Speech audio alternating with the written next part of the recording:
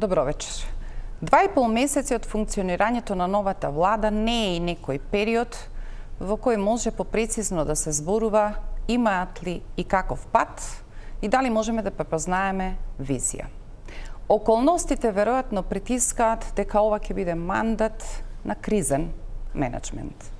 Ништо од нашата намера да видиме какви се нивните идеи и што можат да сторат.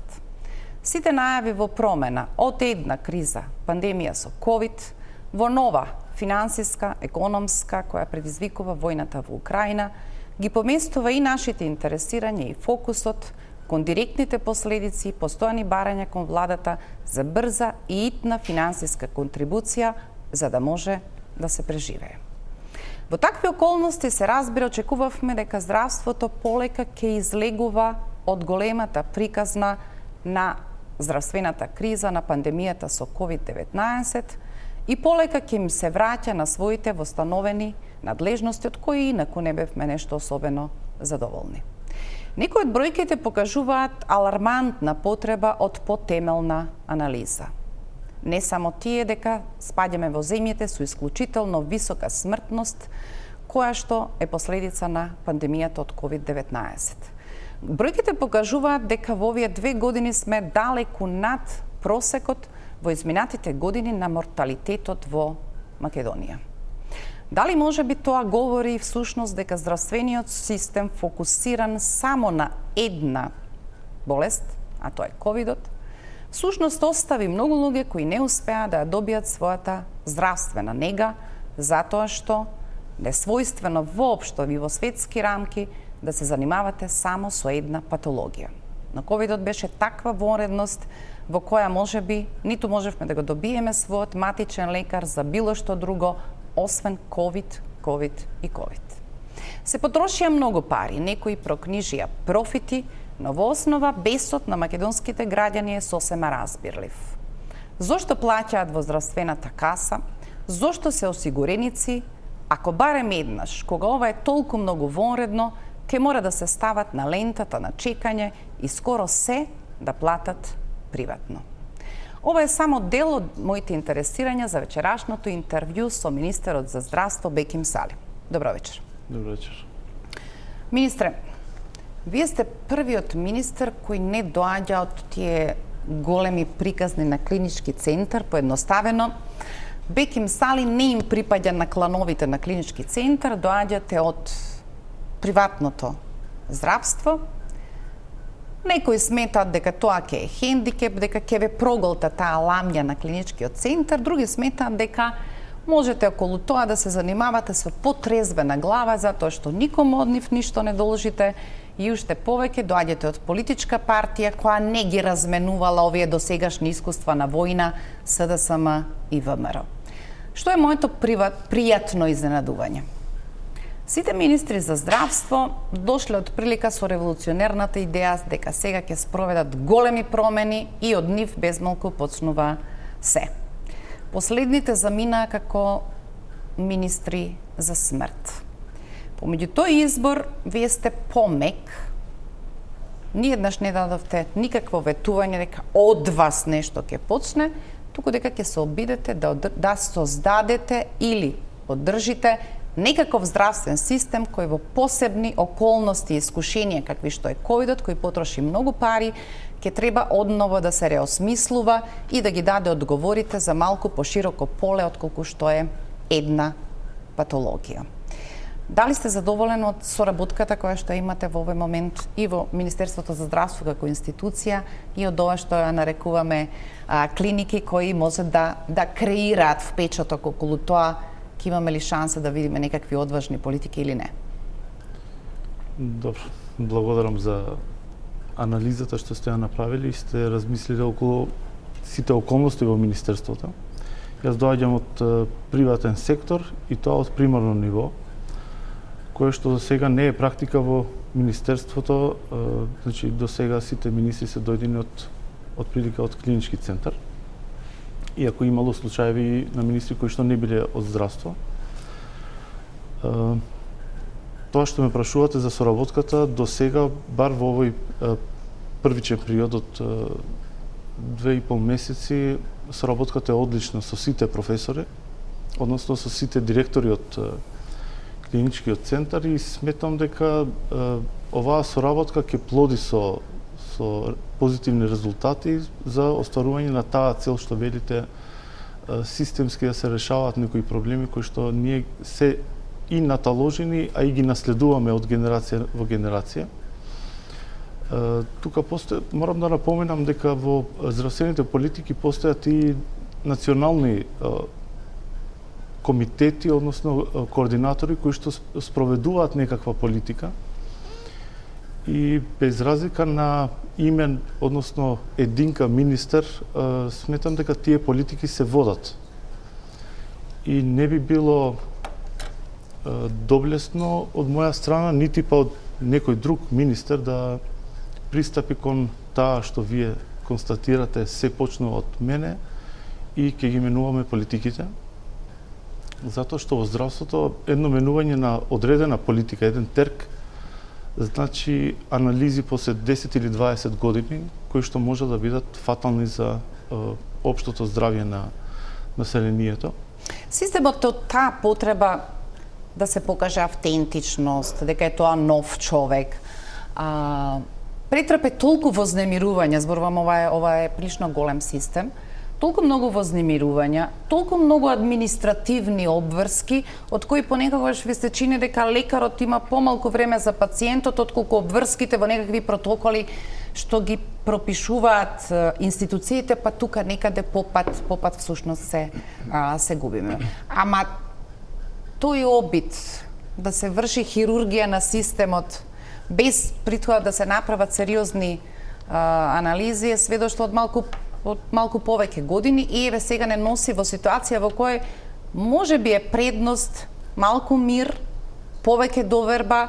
Ме изненадува дека, да речеме, не променивте никого од директорите на клиничкиот центар. Простете, ама скоро е навика за секој новинар да праша, и јас ве прашав пред да влеземе во студио, кога ќе паднат промените. Вие се смечкате како и сега, како да сакате со тоа да ми објасните, а зошто мора така?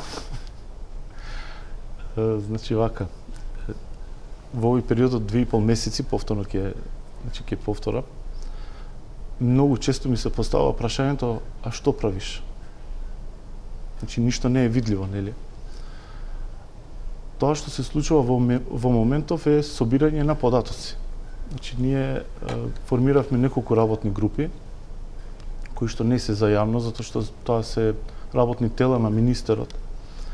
И при тие анализи ние по добивање на податоците, на анализите, по диагностицирање на проблемите и насочување како би требало да делуваме, сигурно ќе има пилот проекти во одредени болници од секундарно и од терцијарно ниво, за да видиме каков ефект тоа би дало во период од една година или две. Реформи не може да очекуваме на брзина, затоа што се што е брзо може да даде и негативен ефект. Некогаш осмислувањето на една реформа е перфектна и одлична на хартија, меѓутоа по менталитет ние не сме спремни за таа реформа. И во случај кога немате екипа која што ќе прифати таква реформа една, сигурно тоа ќе пропадне. Меѓутоа последиците од тоа ќе бидат подолготрајни.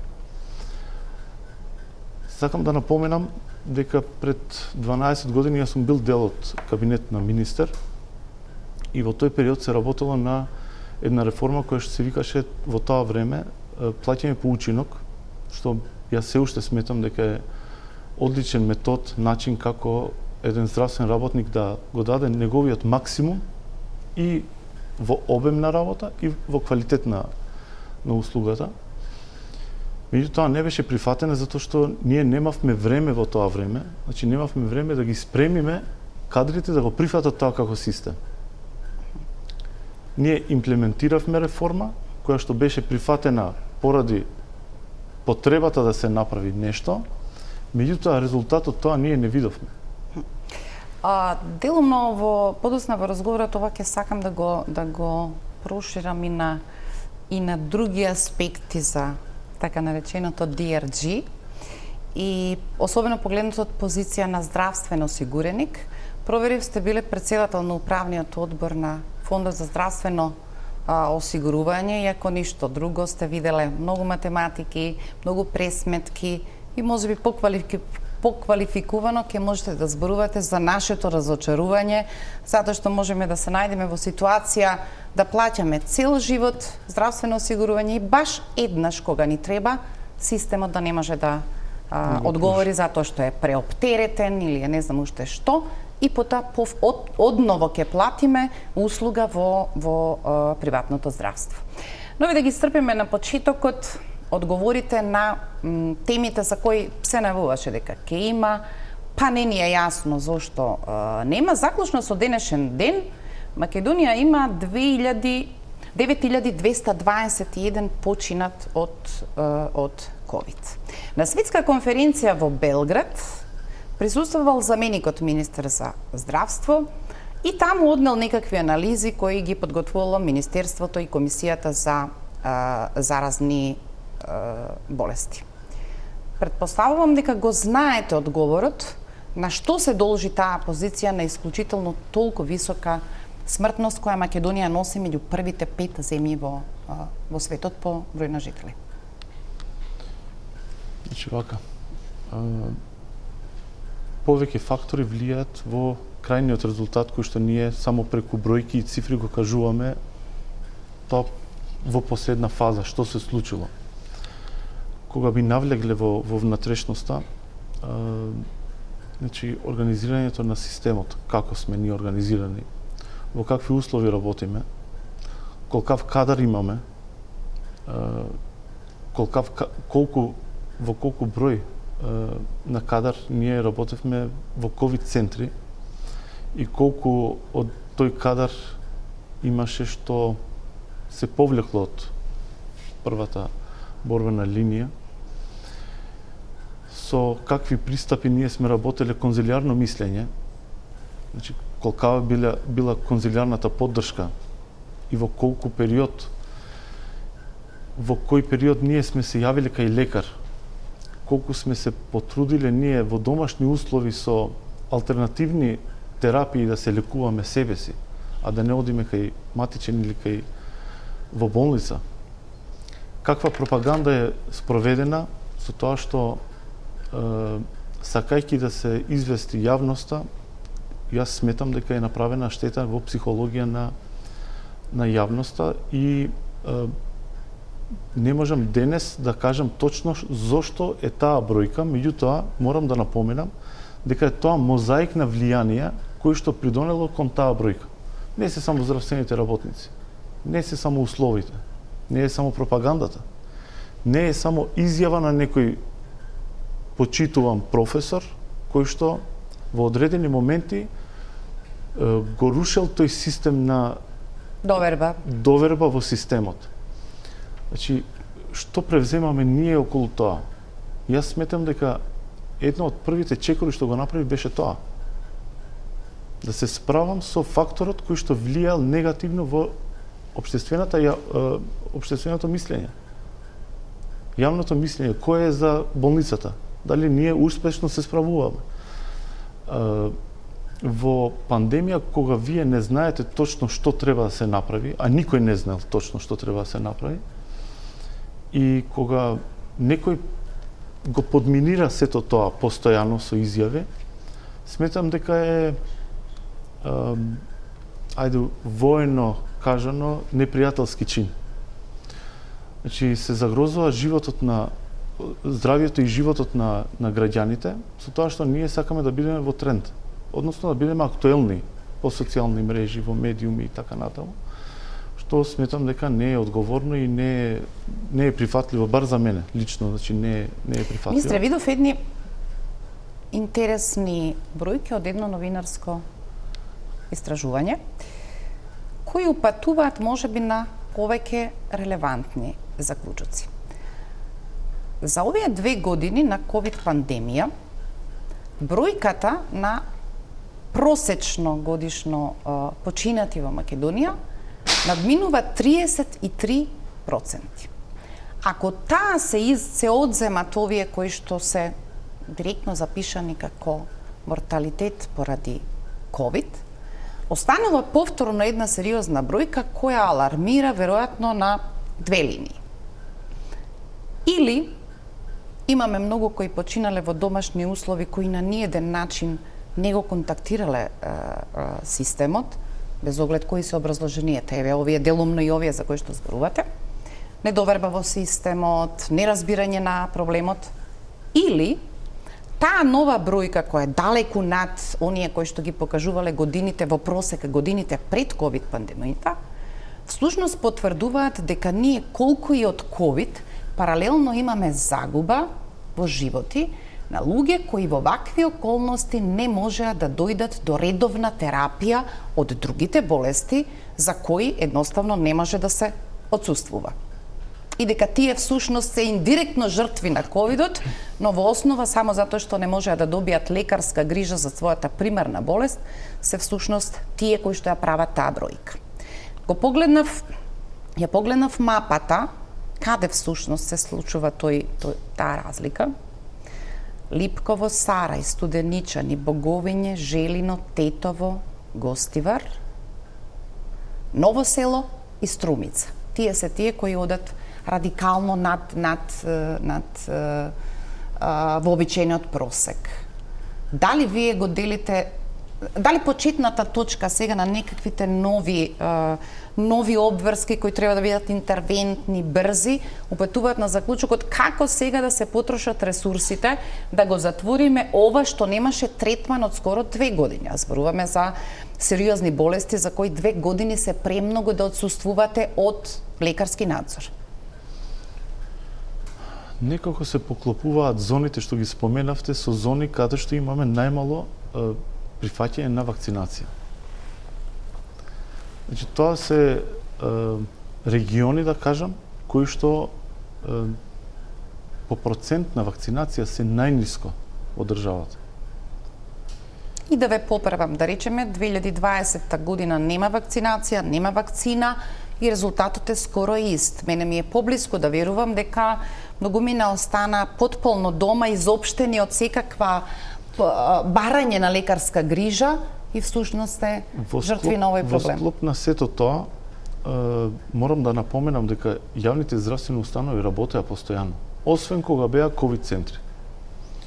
Меѓутоа, губењето на таа доверба во системот, нејавувањето на време, неприменување на превентивни мерки кои што треба да ги спроведе секој приватен матичен лекар од примарното ниво, сметам дека пост-ковид периодот, доколку со овој тренд ние продолжуваме, би бил уште потрагичен. Јас постојано повикувам на масовна вакцинација да се заштитиме. Останатиот дел од пост-ковид, кој што вели за зголемување на број на кардиоваскуларни болести, на белодробни, на карциноми, значи скрининзи кои што не достигаат, 2 години не се спроведуваат. Значи, сето тоа е период кој што ние дополнително ќе треба да се фокусираме на тоа. Ковидот ќе трае и уште трае и се според сето тоа што го гледаме и читаме, ковидот ќе биде дел од нас веќе. Треба да научиме како да работиме со ковид. Знаете, има одредени држави каде што вие сте позитивен, меѓутоа одите на работа. Пост-ковид периодот е тоа што ние како министерство веќе превземаме мерки каде што треба набавка на опрема, се концентрираме на опрема која што ќе ни помогне да се справиме со сите тие проблеми и последици, а каде што треба кадар, го спремаме кадарот како да се справиме со зголемен број на пациенти кои што ќе се јават. Тука морам да напоменам и за потенцијално зголемен број на диабетес мелитус. И веќе тоа го дискутираме и со националниот координатор. Идната година ќе ги следиме бројките како се пријавуваат нови пациенти, меѓутоа за идната година ќе мора да спремиме нова стратегија. Не е таа динамика од зголемување секоја година околу 5% дополнителни. И мислам дека во иднина не очекува многу поширок фронт на справување со повеќе проблеми, не е само ковидот. И ова што го велите зголемување на број на смртни случаи, сметам дека е резултат на тоа дека ние навремено не ги спречуваме или па не ги пријавуваме компликациите, новите промени кај организам на пациент, кој што сметам дека е одговорности на лекарите од примарното ниво. Ние веќе работиме на тоа, знаете, од 2019 година се спроведува една реформа која што во соработка со Светската банка и односно поддржана од Светската банка во соработка со Светската здравствена организација. 2 години од период на ковид тука имало смирување во динамика на реализација и спремање на стратегијата. Јас веќе една од побитните точки е реформата во примарната здравствена заштита.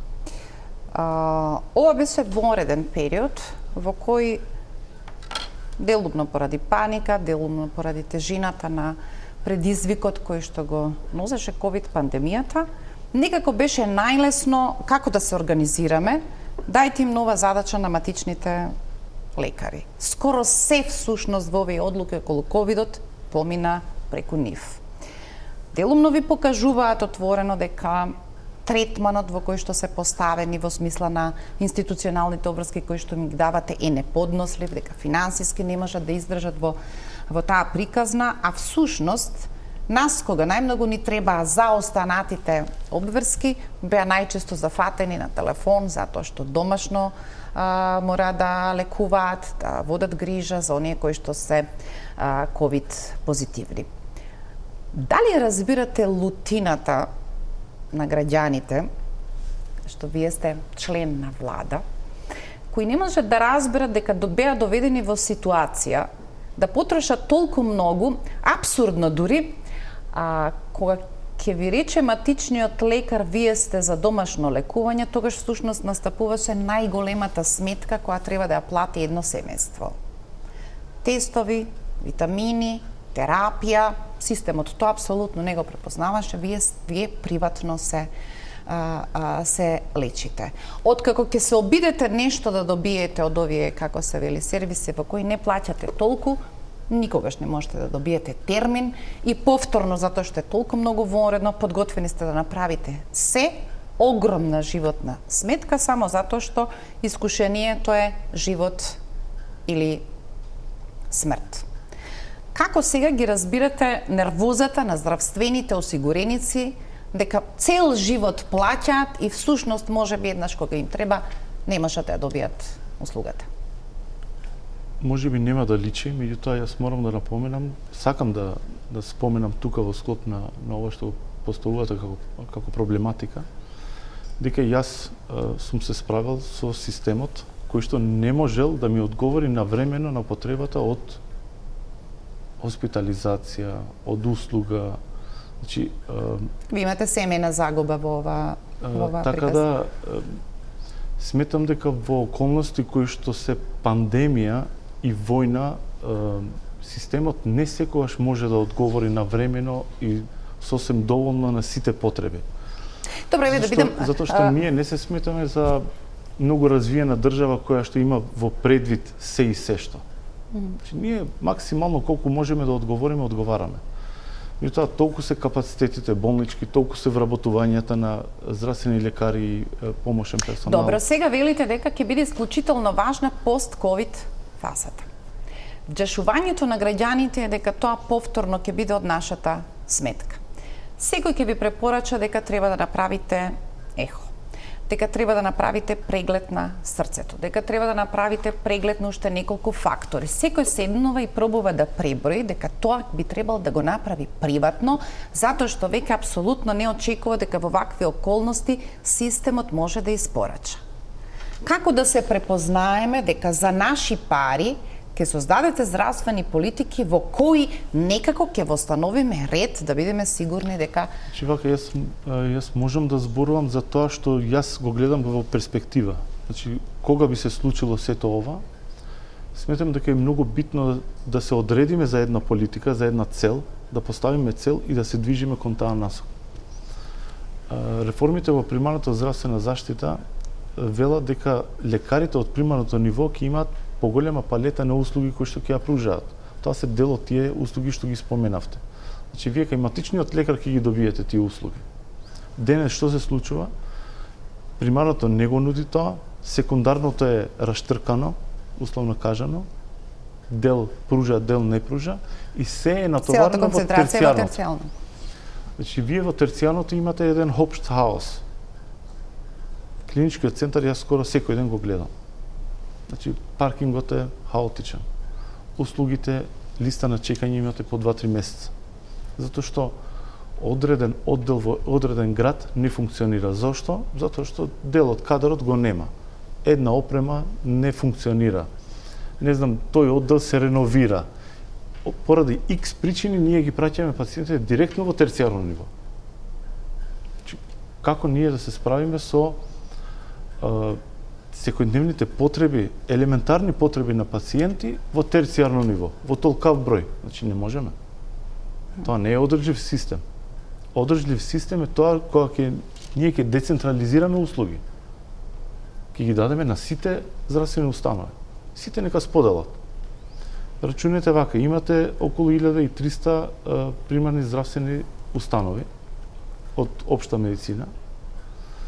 Доколку тие услуги би ги пружале по 5 дневно, тоа се 5000 прегледи. Или по 8000 прегледи. Дневно.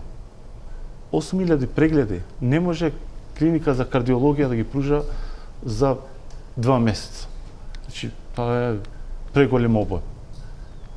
Нити зградата не е спремна, нити кадарот не е спремен, нити системот не е спремен тоа да го плати, затоа што во терцијарното ниво, знаете, секој трошок што погоре, толку поскапо е. И заради сите овие околности ние имаме листа на чекање, па незадоволни пациенти, па ненавремено интервенирање за одредени услуги, и тоа е резултат на сето ова, се зголемените бројки на починати кои што вие уште од почетокот ги споменавте.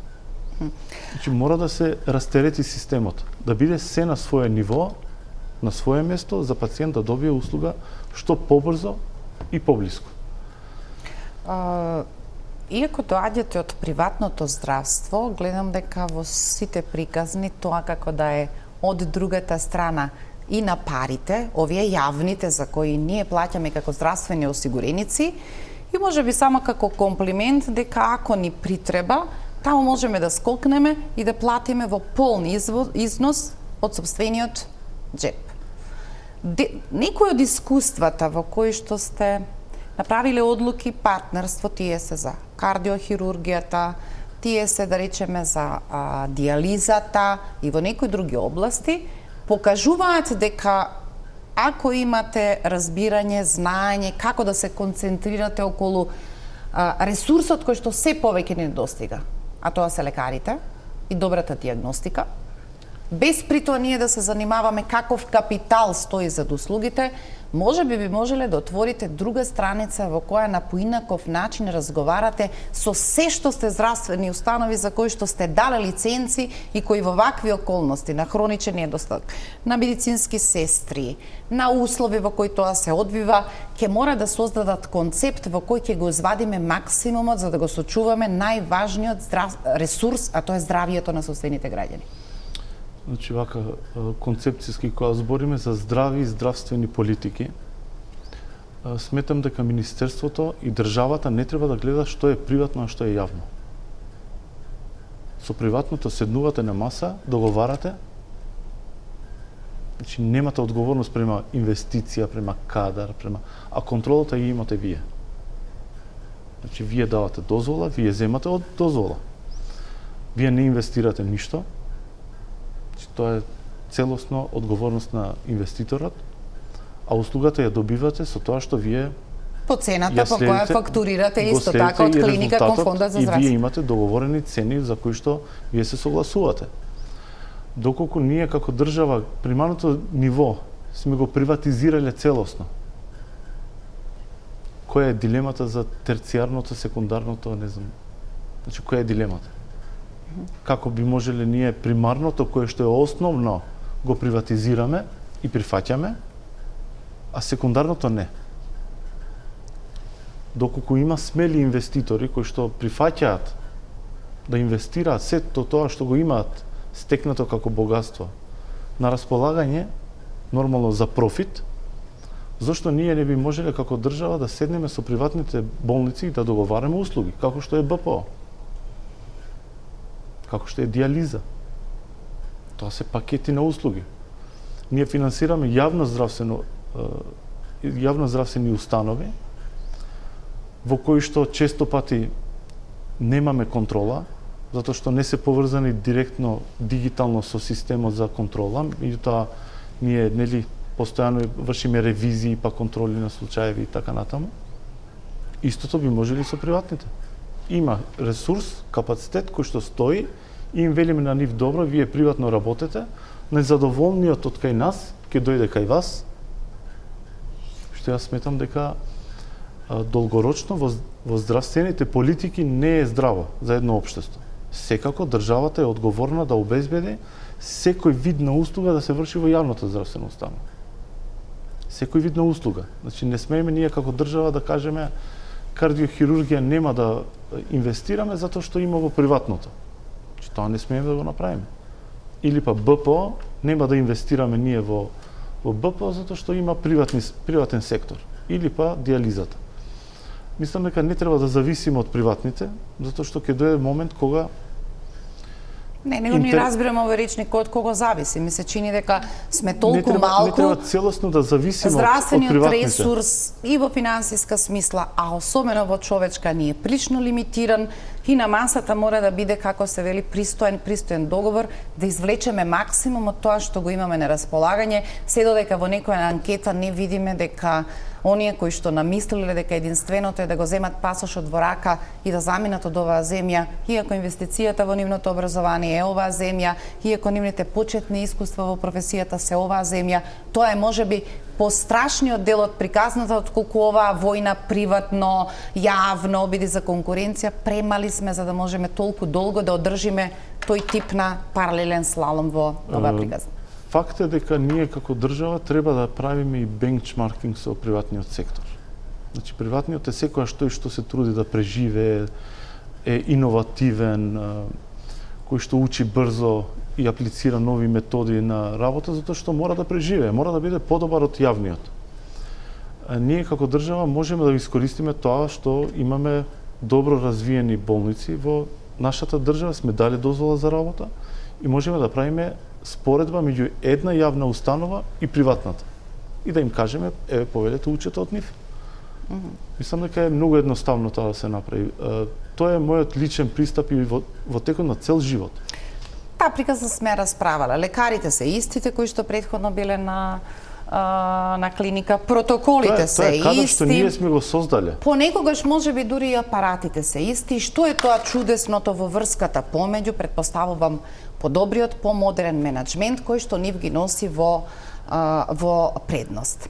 Ќе направиме пауза за реклами, а довдека некаде доброто, како се вели, добрата врска, дека можеби целата приказна со клиничкиот центар чека за било каква промена пред воопшто да се лоцирате каде побогу тој сушност ќе биде. На прва пауза за реклами.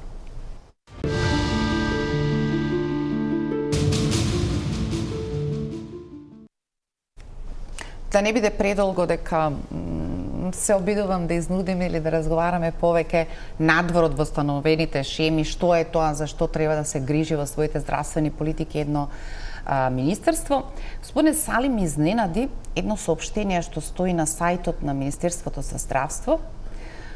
Заменикот министер бил на конференција за ковид, светска конференција на Светска здравствена организација во Белград, но престојот го искористил да го посети новоотворениот клинички центар во Белград и образложението вели дека сакале делегацијата македонска да стекнат искуство како тоа се гради и особено кои се стандардите.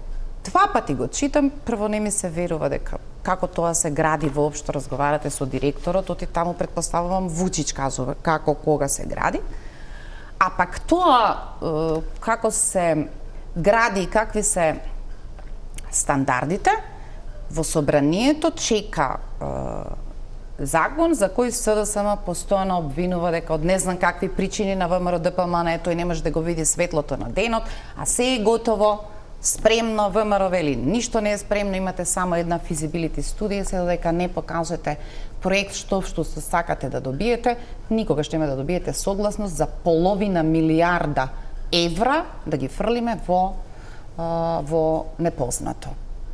Ако имате физибилити студија, ако сте стигнале до фазата дека веќе знаете и сакате, тоа да биде една понуда на две компании, германска и француска, да ги споите во една понуда и без малку да добиете клуч на рака, зошто одите околу, особено по Србија, да собирате искуства, која пак вели дека ги собрала сите најдобри светски искуства. И така, тој еден балкански ланец, ни го прераскажувате дури во соопштенија на Министерството.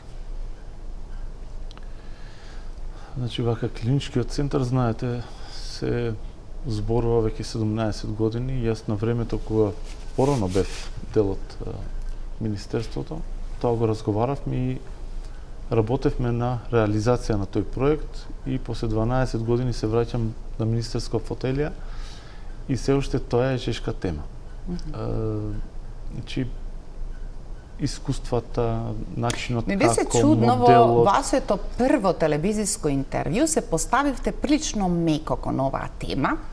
Некако министар за здравство кој што ќе биде арбитар и ќе пресече дефинитивно околу оваа ситуација, туку со формулација ќе се обидам да бидам медијатор, предпоставувам меѓу двете завојувани страни во овој момент.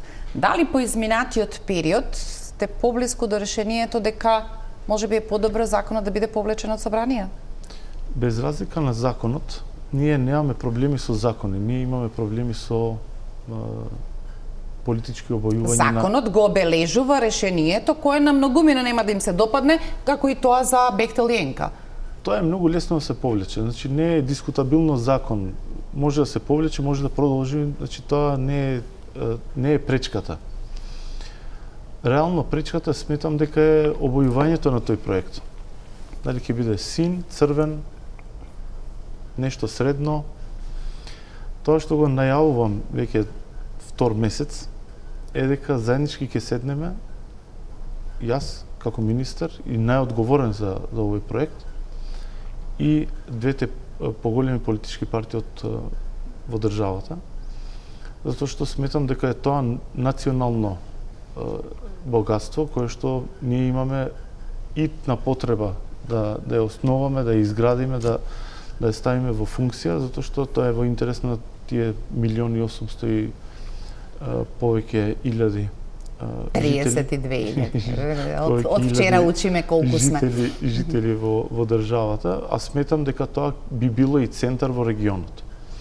Затоа што навистина македонското здравство има капацитет да биде... Ајде да бидеме подинамични.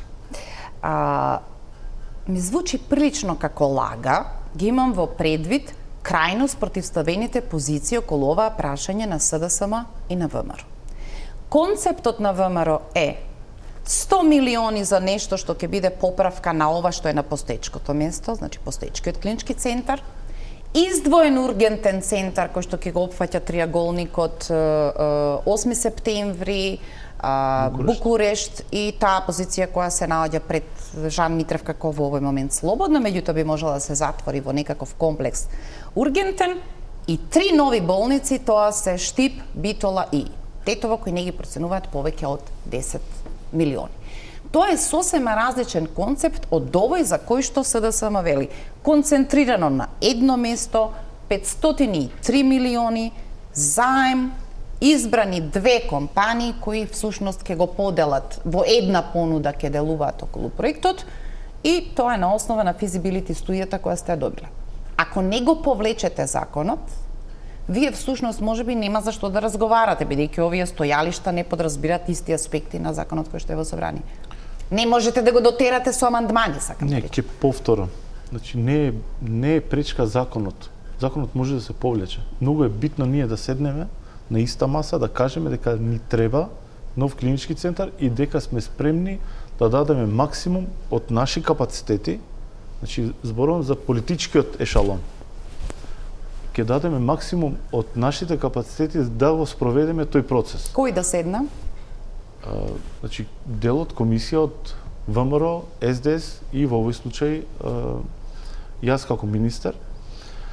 Кога за ова прашање законот е во собрание, надлежна е матичната комисија, таа за здравство. Јас разбирам што сакате да ми кажете, ама веќе почнувам отворено да се гадам од таа идеја да седнеме, па каде ќе седнат, па лидерска средба ли ќе биде, па соопштение. Тоа што се договориле Мицковски заев функционира, не функционира. Тоа е толку многу изместување на темата, а сепак се работи за половина милиарда евра. Мојот пристап и за отсуство на проект повеќе од 5 години откако го соборија тој за 70 милиони, а за волја на вистината фирмата која го доби италијанската после тоа влезе во стечај, па и да не го затворија ќе беше исто. Во никој случај мој услов нема да биде поминување на тој закон, затоа што јас немам никаква обврска према никого. Визибилити студијата е направена, доколку се усогласиме дека таа соодветниот проект ќе продолжиме со тој проект, доколку не е, заеднички ќе одлучиме кој ќе биде идниот проект, локацијата, составот на болницата, начинот како ќе се гради, ако нешто воопшто сте гледале околу оваа приказна, зошто вие не сте на истата трага на прашањата кои се сосема легитимни на граѓаните кои плаќаат даноци во оваа земја? Зошто дискреционо се одбрани 2 компании? Зошто не можеме за толку важен капитален проект да спроведеме класична постапка на тендер? Еве велите ќе рефлектира малку повеќе дури од државата регионално. Зошто не можеме на толку важен проект да ги тестираме сите овие работи за кои се замараме? Транспарентност, одговорност, нулта опасност од корупција. Значи, не стојам зад законот. Добро. Тоа што е поминато во минатото. Законот се уште таму стои, доколку ние се согласиме како ешалон да продолжи истиот закон, ќе продолжи. Во интерес на времето ќе биде. Доколку не се согласиме, значи ништо не кошта за мене да го повлечам тој закон. Целта е да почнеме прв чекор заеднички тоа да го реализираме. Јас не сметам дека тоа е владина политика само. Односно, само владина определба. Тоа е национална определба. Тоа е потреба на секој граѓанин во државата. И затоа сметам дека треба да биде и ВМРО, и ДУИ, секако, и СДС. Меѓутоа, најголемите раздувања се помеѓу ВМРО и СДС.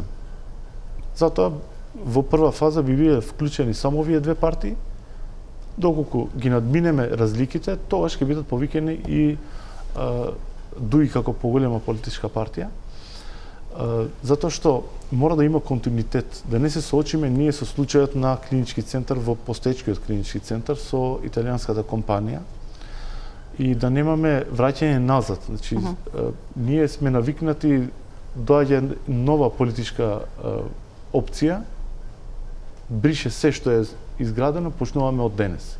Значи, ништо не треба да почне од дента кога новата опција доаѓа на власт. Пред да дојдете, министерот Филипче за една карабина во Штип, која зад себе има прилично комплицирана приказна, одлучува, успева и им исплаќа на грците полни износ кој што тие го побаруваат, оставајќи ги оние кои вистински работеа околу таа приказна со болницата, тоа се домашните подизводивачи во сериозен минус.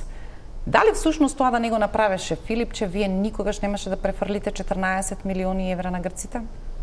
Сигурно ќе извршев ревизија на таа одлука, значи не би пристапил така брзо, можеби претходниот министер имал повеќе информации околу проектот. За сега е стопиран проектот, знаете, финансиерот е повлечен, ние немаме моментално се уште алтернативно решение за финансирање на проектот и тоа е во мирување.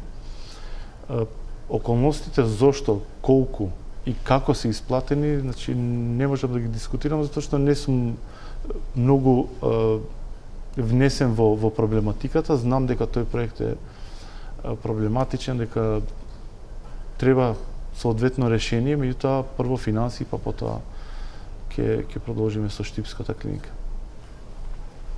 Да, таа е уште едно од, како се вели, уште едно од сведоштвата дека дури и тогаш кога ќе ги добиеме парите од некој друг, дури тогаш кога вистински одговорно треба да изменаџираме некој процес, ние сме совршени за безброј мајмуновци од кои на крајот ќе останеме кратки во стратегијата за тоа што треба да добиеме.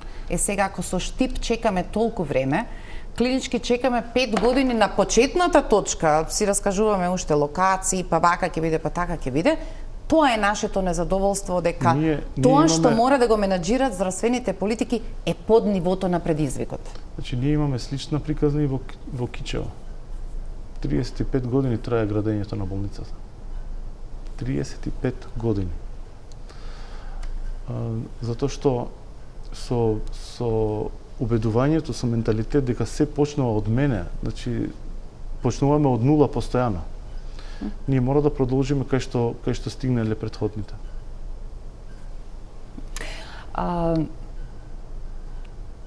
Не се разликуваме многу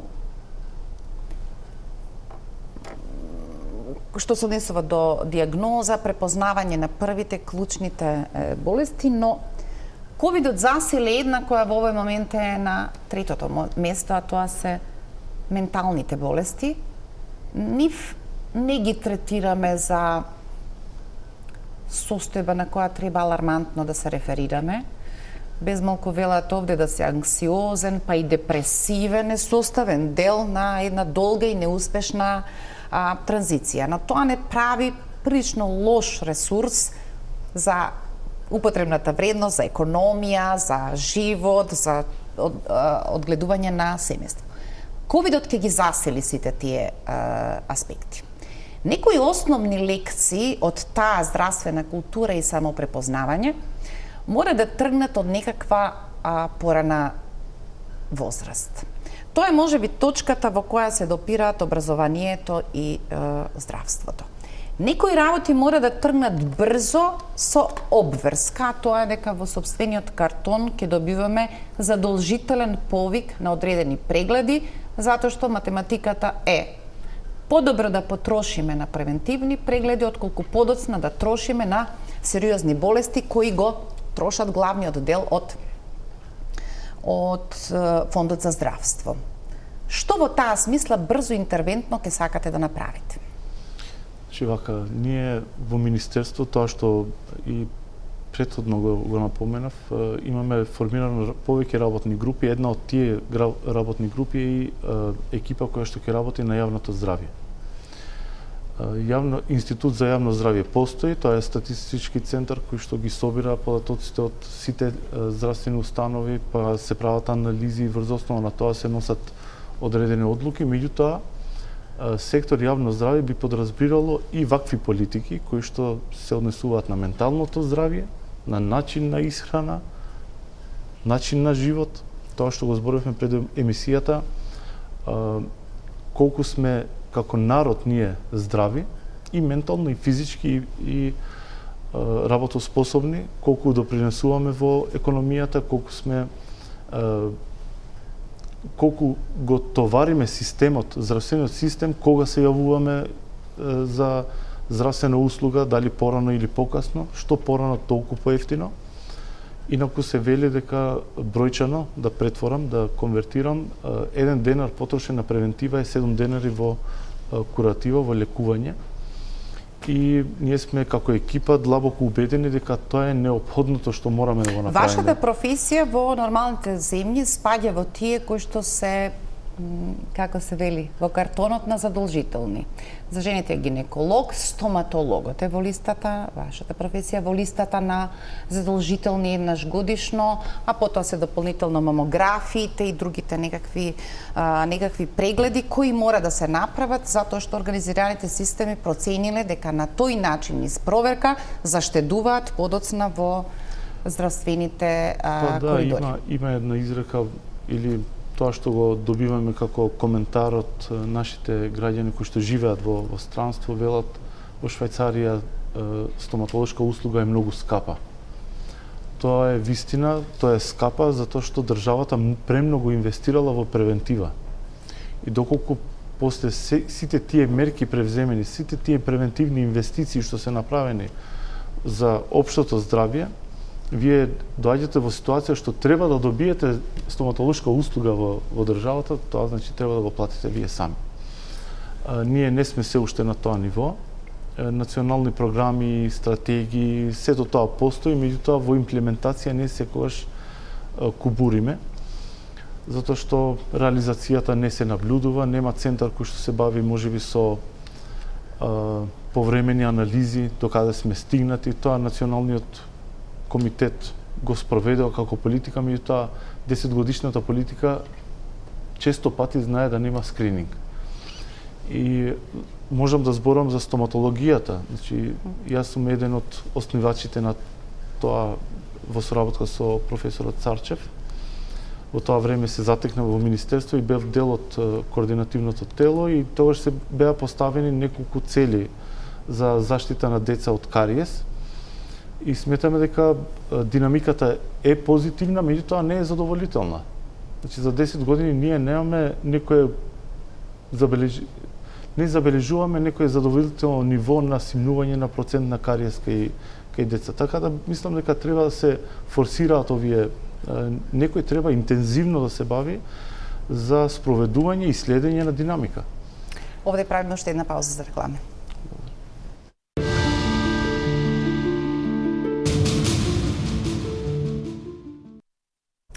Министре, како може да се случи да сте член на влада за една исклучително важна програма како таа за превенција од ХИВ, да се намалат средствата, без оглед, знаете, министер за финансии секогаш смета дека нема пари, особено во вакви околности кога треба да одат на некакви други места. Но сме избориле некаква позиција во таа приказна, сме успеале да организираме некаков систем и можеби за тие пари за кои што се скратени е многу не во ред да го цимаме целиот систем. Значи, вака, ние се соочуваме со проблем на потреба за ребаланс на средства, затоа што буџетот е предвиден пред нова година. Јас сум затекнал буџет во Министерството и одеднаш, после формирање на владата, веќе имате експлозивно зголемување на трошоци во енергенси. Средствата се привремено скратени, меѓутоа реакцијата е голема, затоа што јас ги разбирам и легитимно е правото да се жалат на таквата одлука, меѓутоа ние моментално ги решаваме потребите на болниците кои што се во број многу поголеми од бројот на згрижени со ХИВ или здруженија кои што се справуваат со ХИВ пациенти. И сметам дека во разговор се може да се реши, меѓутоа не во форма на условувања, протестирања, затоа што знаете како секоја програма има своји поставени цели. Не можеме да кажеме една програма е приоритет, а другите не се. Пример, тука морам да напоменам. Па тие не бараат повеќе средства за се представат како приоритет. Тие се дел од таа приказна и концепт кој што вие го раскажувате. Помалку притисок кон центарот, подобра организација околу, се поставиле организации кои тоа го изведуваат, овде има прилично стигма и други деликатности, прилично потрошиле на обука и одеднаш системот ги изненадува со објаснение дека нешто околу енергенсите сега малку повеќе ни требаат пари, што изгледа несериозно. Може би така изгледа, меѓутоа во одлучувањето, знаете како, ние се соочуваме со пациенти со ретки болести кои што имаат двојно повеќе потреба од тоа што се дава. Вие И во однос на таа листа напредуваме скромно, но начинот на кој што веќе институциите почнуваат да гледаат дека е интерес што повеќе и повеќе на таа листа. Меѓутоа напредуваме.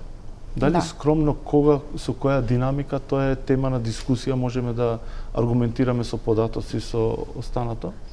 Меѓутоа, целта е да напредуваме, постојано да имаме нови лекови, нови пациенти кои што се вклучуваат во системот. Знаете, едно почнување со терапија веќе не може да се прекинува. Потребите се зголемуваат енормно.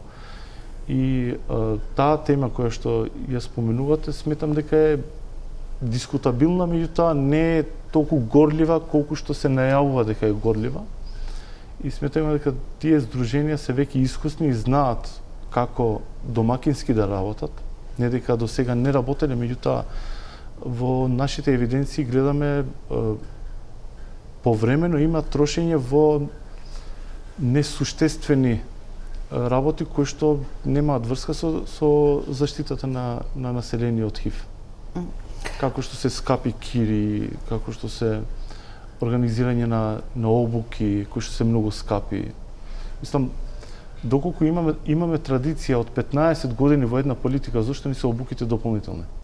Што ќе ни се толку скапи обуки во хотели, во не знам какви салони и така натаму. Мислам дека оваа година треба малку да заштедиме, да бидеме повеќе домакини од другите години. Таква ни е годината, треба да размислиме сите за системот, а не само за нашите потреби.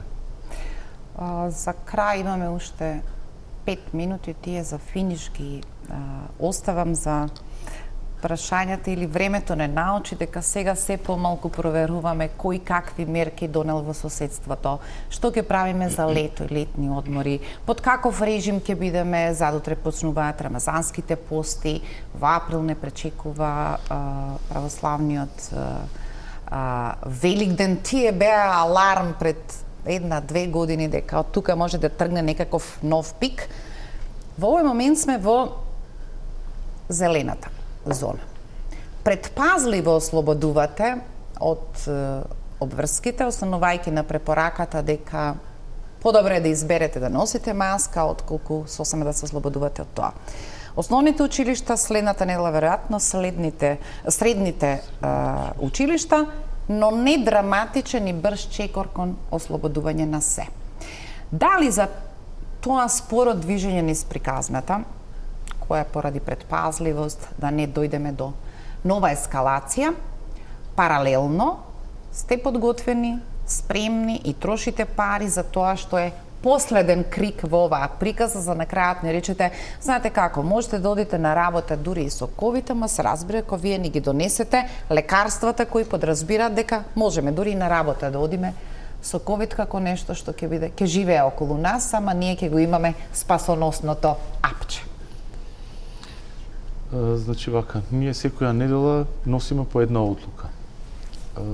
Јас како министер секако би сакал да бидам тој првиот кој што ќе каже од денес се ослободуваме од сите мерки и народот еднаш да издиши слободно и да се движи слободно без мислење дали сум земал маска, дали го имам сертификатот, дали едно или друго.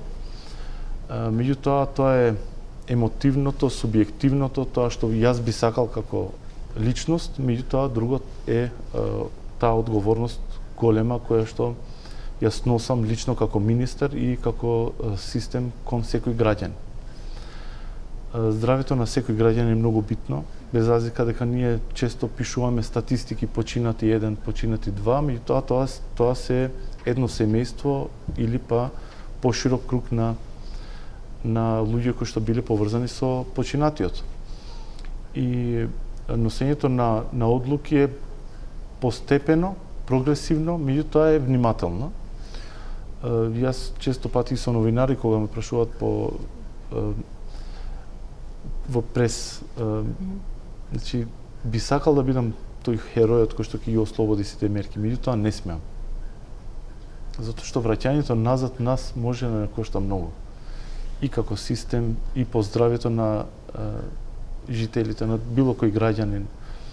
И тоа враќање назад подразбира нови мерки рестриктивни, па уште поагресивно делување на сите институции кои се за контрола на терен. Знаете, се вклучуваат инспекторати, па полиции, па казнени мерки, па плаќање на казни, па тоа се, знаете како казните се товар на секое семејство. Ние во вакви околности на економија кај нас, значи не можеме да поднесеме таков товар, да платиме казна од 2000 евра за едно наше присуство некаде без сертификат или па неносење на маска. На крај сме, само кажете ми што околу терапијата можете да потврдите дека е ново, што донесат? околу терапијата. Сите се обидуваат, отвараат сега. Дали ќе ги донесат новите производи на Pfizer, дали ќе бидеме заштитени на начин на кој што тоа го прават соседите? Имаме навремена навремена набавка на доволно лекови и терапија кои што е за болнички околности, односно за болничко лекување. За останатиот дел сметам дека ни треба малку време. Ни треба малку време да видиме како тоа делува во државите кои што веќе најавија дека имаат набавено. Не можеме ние да бидеме први, затоа што не ни дозволува ни економијата, нити па ние сме држава која што е релевантна за околните држави. Ние секогаш се споредуваме со некои држави кои што ни се релевантен, односно коректен репер, затоа што по некои елементи за споредување, така да ги следиме таму резултатите и ние пристапуваме кон тоа. Нормално секој би сакал да биде прв, меѓутоа во овие околности не. Јас ви благодарам што вечерва бевте гостин на Винвин. Јас ви благодарам на вас за времето и за убавата дискусија што имав. Благодарам. Почитување, тоа беше се од нас. Останете со колегите од Телма телевизија, тие ги подготвуваат вестите за 21:30. Пријатно.